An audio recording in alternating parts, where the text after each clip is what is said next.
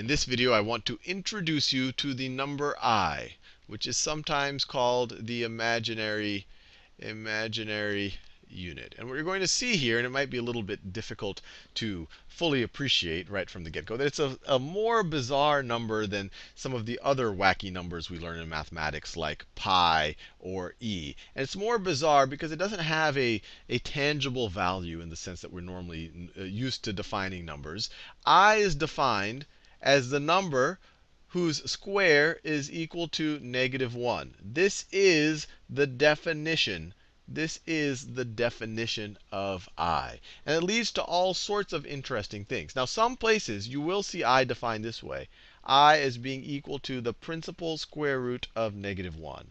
I want you to just point out to you that this is not wrong, and it might make sense to you. You know, if something squared is -1, then maybe it's the principal square root of -1. And so these seem to be almost the same statement. But I just want to make you a little careful. When you do this, some people will even go as far as saying this is wrong. And it actually turns out that they are wrong to say that this is wrong. But when you do this, you have to be a little bit careful about what it means to take a principal square root of a negative number and it being defined for imaginary, and as we'll learn in the future, complex numbers. But for your understanding right now, you don't have to differentiate them. You don't have to split hairs between any of these definitions. Now, with this definition, let's just think about what the different powers of I are. Because you can imagine, if something squared is -1, if I take it to all sorts of powers, maybe that should give us all sorts of weird things. And what we'll see is that the powers of I are kind of neat, because they kind of cycle, or they do cycle, through a set of values. So I could start with, let's start with I to the 0th power. And so you might say, hey, look, anything to the 0th power is 1. So I to the 0th power is 1, and that is true. And you could actually derive that even from this definition. But this is pretty straightforward. Anything to the 0th power, including I, is 1. Then you say, OK, what is I to the 1st power? Well, anything to the 1st power is just that number times itself once. So that's just going to be I, really by the definition of what it means to take an exponent. So that completely makes sense. And then you have I to the 2nd power. I to the 2nd power, well, by definition, I to the 2nd power is equal to -1. Let's try I to the 3rd power. I'll do this in a color I haven't used. I to the 3rd power. I to the 3rd power. Well, that's going to be I to the 2nd power times I. And we know that I to the 2nd power is -1. So it's -1 times I. Let me make it clear. This is the same thing as this, which is the same thing as that. I squared is -1. So when you multiply it out, -1 times I, we'll write as -I.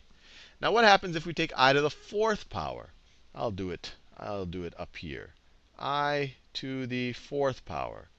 Well, once again, this is going to be I times I to the 3rd power. So that's I times I to the 3rd power. I times I to the 3rd power. But what was I to the 3rd power? I to the 3rd power was -I. This over here is -I. And so I times I would give you -1. But you have a negative out here. So it's I times I is -1. And then you have a negative. That gives you +1. That gives you positive. Let me write it down. So this is the same thing as, so this is I times -I, which is the same thing as -1 times, remember, multiplication is commutative. If we're just multiplying a bunch of numbers, we can switch the order. This is the same thing as -1 times I times I. I times I, by definition, is -1. -1 times -1 is equal to 1. So I to the 4th is the same thing as I to the 0th power. Now let's try I to the 5th power. I to the 5th power. Well, that's just going to be I to the 4th times I. And we know what I to the 4th is. It is 1. So it's 1 times I, or it is just I again. And so once again, it is exactly the same thing as I to the 1st power. Let's try, and just to see the pattern keep going, let's try I to the 7th power. Or sorry, I to the 6th power. I to the 6th power. Well, that's I times I to the 5th power. That's I times I to the 5th. I to the 5th, we already established, is just I. So it's I times I. It is equal to, by definition, I times I is -1. And then let's finish off. Well, we could keep going on this way. We can keep putting higher and higher powers of I here. And we'll see that it keeps cycling back. And in the next video, I'll teach you how taking an arbitrarily high power of I, how you can figure out what that's going to be. But let's just verify this cycle keeps going. I to the 7th power is equal to I times I to the 6th power. I to the 6th power is -1. I times -1 is -I. And if you take I to the 8th, once again it'll be 1. I to the 9th will be I again, so on and so forth.